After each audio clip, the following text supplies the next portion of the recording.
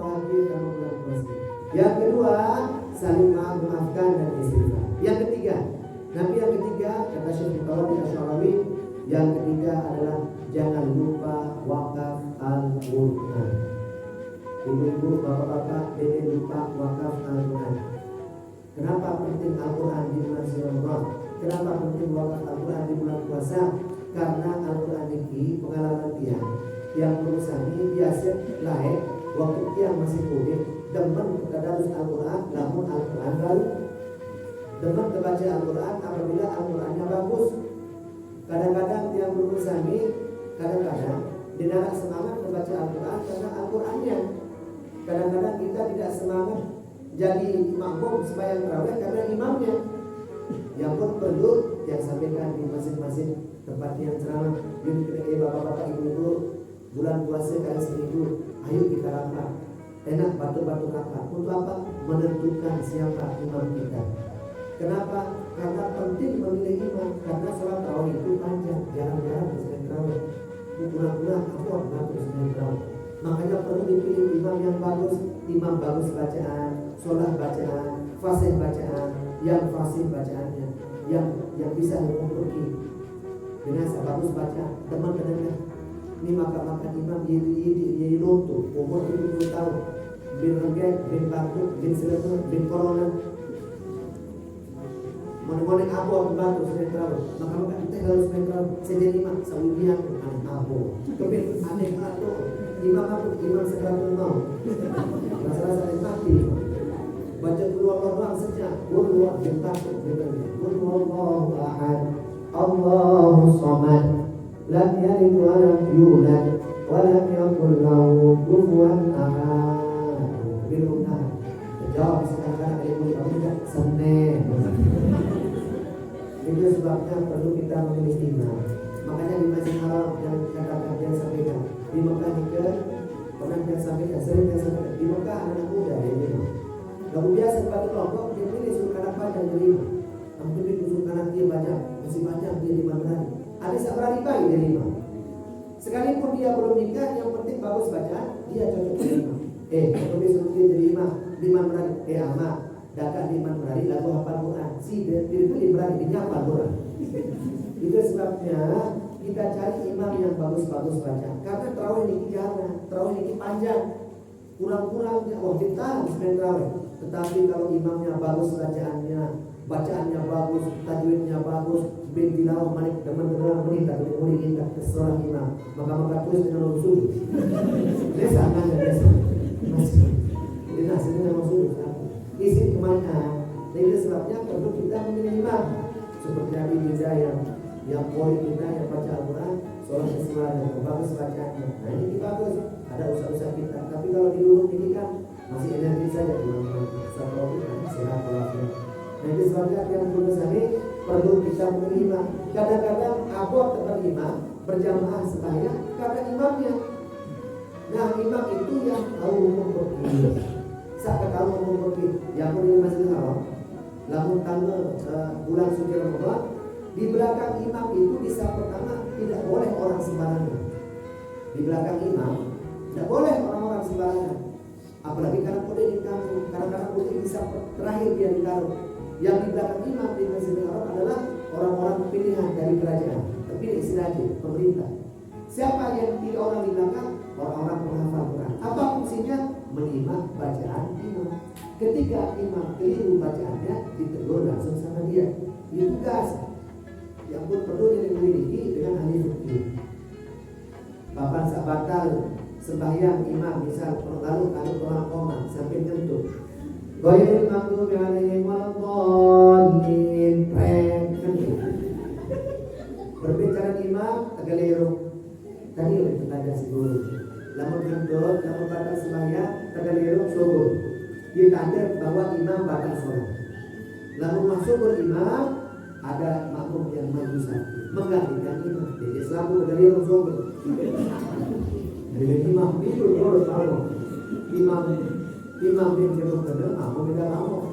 Nah itu sebabnya imam tidak harus tahu imam itu batal sholatnya. Begitu salah pada makmum, dia lebih imam terlero, dia belok. Nah ini sebabnya juga orang yang bisa menegur imam, tidak sembarangan di belakang imam. Makanya yang sholat di masjid ini di belakang imam, ustaz-ustaz kita, tokoh-tokoh kita, papan salah imam tahun tertentu. Jadi mana cerita nara imam, maka sembahyang subuh baca surat Al-Imran, isi biru membaca surat Al-Imran, terkijang lupa itu kadang-kadang. Maka lupa melanjutkan ayat, dia tetap melanjutkan. Imam lupa, makmum banget.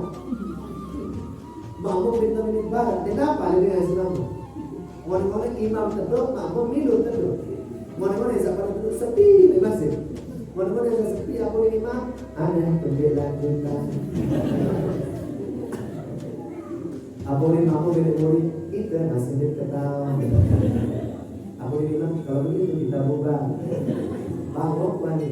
Dia sebenarnya bodoh di bangok, di kepala.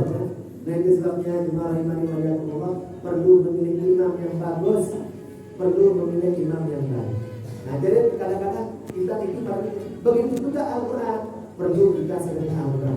Mumpung makin ini masih di 10 terakhir bulan Ramadan, jemaah sila bareng-bareng wakaf Al-Quran. Kenapa? Karena kadang-kadang Al-Quran ini jarang perhatian. Mohon diobati pada umur Al-Quran yang bagus. Yang pun perlu kita beli Al-Quran. Ada jemaah ini keluarga yang di gunung ini pada sedikit yang harus beli Al-Quran. Di mana Al-Quran beli yang benar? Belum beli Al-Quran, beli Al-Quran satu. Al-Quran paling murah makin itu 30.000. Paling murah Al-Quran yang dia harganya 30.000. Kuota internet 60.000. Al-Quran 30.000, kuota internet 60.000. Beli Al-Quran 30.000 jauh lebih tinggi. Kalau lebih beli sedikit, aku telepon bisa tahu. Salam, saya mau wakaf Al-Quran. Berapa satu dus? Maka terbuka ada sedikit. Dus itu aku beli Al-Quran sedikit, paling murah mana? Maka dia perlu kami beli Al-Quran. Kenapa penting sedekah Al-Quran? Karena anak-anak kita, anak-anak muda ini demen tertadarus Al-Quran. Kalau Al-Qurannya baru, demen terbaca Al-Quran, namun Al-Quran sholat. Ini Al-Quran walaupun pakai hujan, tulisannya jelas, sama kurang jelas. Sama dengan toa, penglihatan orang kabur, masalah tulisan orang kabur. Maka baca innahu kana tawwaba, innahu kawan tembaga. Itu sebabnya perlu ganti Al-Quran.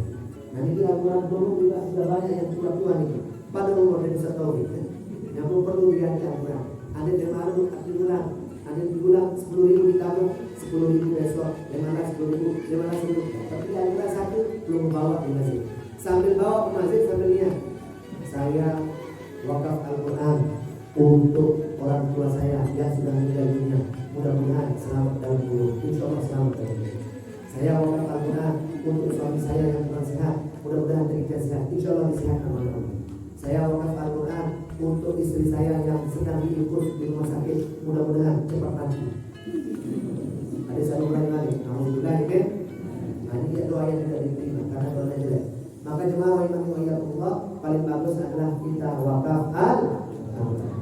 Ada yang dulu kami tahu makin wakaf Al-Quran. Sila dimarulah di Al-Quran, bawa ke masjid. Jadi kayaknya masjid ini perlu Al-Quran. Maka perlu beli Al-Quran satu-satu. Alif kader 90 Al-Quran di masjid yang dulu. Kan luar biasa.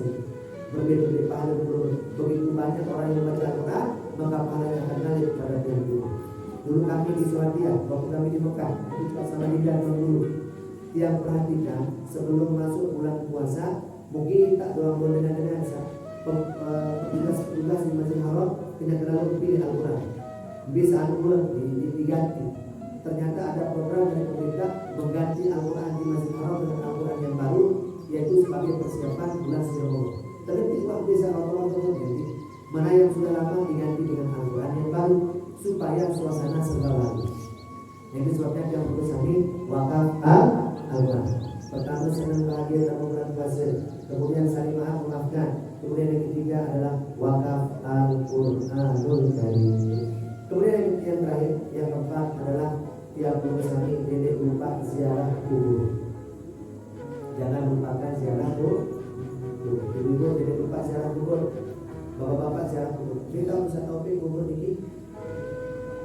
Sampai kubur ziarah kubur, sampai keluar dari rumah ziarah kubur. Penting ziarah kubur di bulan suci Ramadan. Kenapa? Untuk menenangkan hati dan perasaan. Dengan ziarah kubur ini kekincang tenang perasaan. maka menurut kami perbanyak ziarah kubur. Dalam kitab yang ada berkali apa kata Imam Abu Hurairah, sahabat Nabi Imam Abu Hurairah. Imam Abu Hurairah ini sahabat Nabi paling penuh riwayat hadis, paling banyak menghafal hadis. Hadisnya ribuan. Lalu buka otak isi Al-Quran. Kita buka otak utang nasi. Nabi Imam Abu Hurairah apa kata beliau? Man zara qabra abawihi, barang siapa yang ziarah kepada kubur orang tuanya. Saya selalu ziarah kubur dengan doa.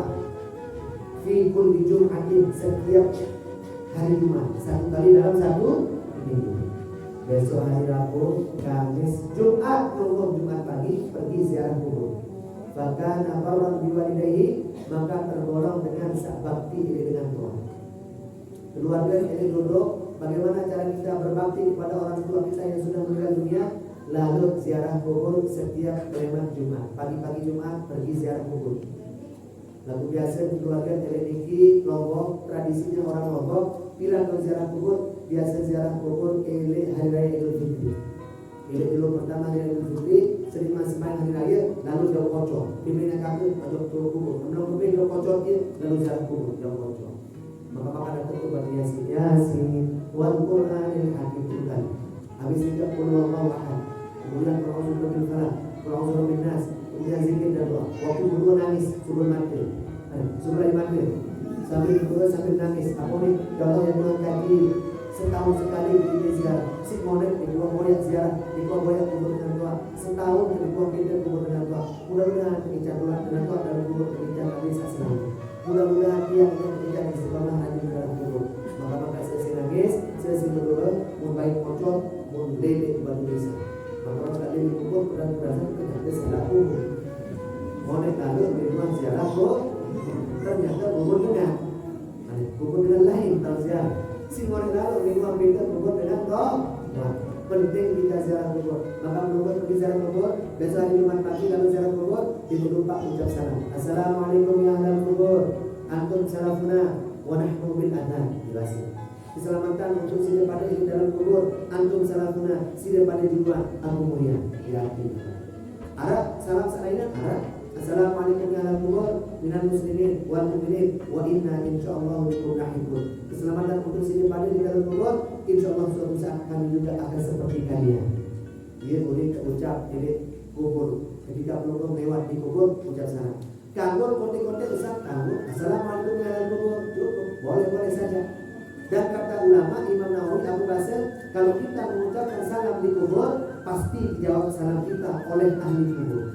Selaku dengan satu juta di dalam kubur menjawab salam kubur, cuma kita tidak dengar. Untung kita tidak dengar. Nabi dengar, Ustaz Taufik lewat jam 12 malam, lewat di samping kubur, assalamualaikum, jawab waalaikumsalam. Balik-balik beliau menjadi jenazah berikut. Tidur, gara-gara dengan jawab salah. Nah itu sebabnya penting jalan dulu. Ini dibanding seniman puasa yang pergi ke kebun, kemudian yang sampai kubur. Kebun yang dalam apokat ini terima lewat subuh yang periksa apokat. Datang yang ketiga, begitu sampai di kubur, mungkin tak ina-ina ke depan, bercampur, ina-ina dia mana dua lalu jalan kubur. Berarti ini memang dengan pengajian jalan kubur, kota lalu jalan kubur. Bagaimana? Assalamualaikum warahmatullahi wabarakatuh. Lalu jalan kubur, ini untuk buatan kok.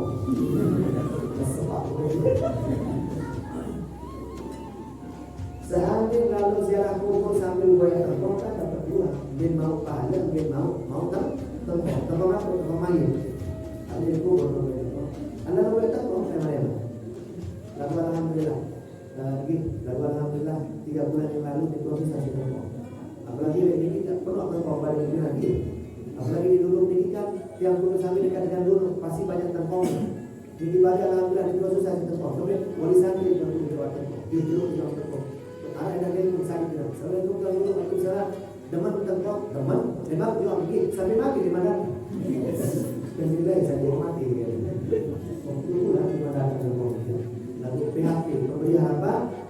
Lalu ini lalu barang itu. Balik uang itu tengkong lalu dimandai. Khusus.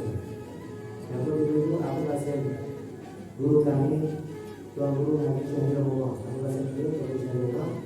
Lalu kemudian kita dengan jujur. Kemudian kita patut jujur keluar di nomor tengkong. Lalu jujur menjawab berarti dengan jujur. Ibu-ibu biasa tanggung jawab tengkong itu kedua. Ina bintang tengkong, lalu balik ke Jawa. Nanti kita dulu. Lalu biasa kita akan bintang tengkong. Mau gitu. 2 kilo ni. Akan balik sengaja di depan barat. Takut lalu baik kan. Nah ini sebabnya dalam bersama siaran umur